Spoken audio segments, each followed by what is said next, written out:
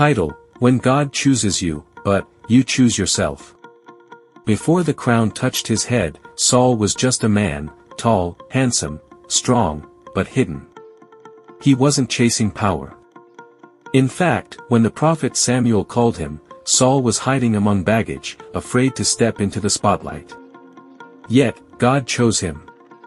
Yes, God chose him. Out of all the tribes of Israel, out of every family, God laid his finger on Saul and said, "That's the one. Anoint him king." Why? Because the people cried for a king, and though it wasn't his perfect will, God gave them Saul, a symbol of what happens when man's desire meets divine mercy. But Saul's story. Oh, it wasn't just about a throne. It was about a heart. A war between obedience and ambition. Between insecurity and destiny. At first, Saul led with fire. He won battles, he united a scattered nation. But then, he started listening to the crowd more than to God. He offered sacrifices that weren't his to give. He spared what God said to destroy. He became more concerned with how he looked than who he was. And that's when the shift happened. God sent Samuel again. But this time, with grief in his eyes. "You have rejected the word of the Lord, so he has rejected you as king." Imagine that.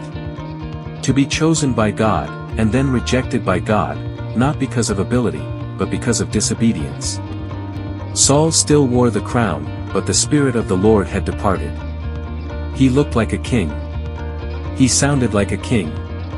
But inside, he was broken, tormented, jealous, chasing shadows and trying to kill the very one who would replace him, David. His downfall wasn't sudden. It was a series of small compromises, a little pride here, a little disobedience there. Until finally, he fell on his own sword, the symbol of his strength now the cause of his death. What a warning. What a tragedy. And yet, what a lesson.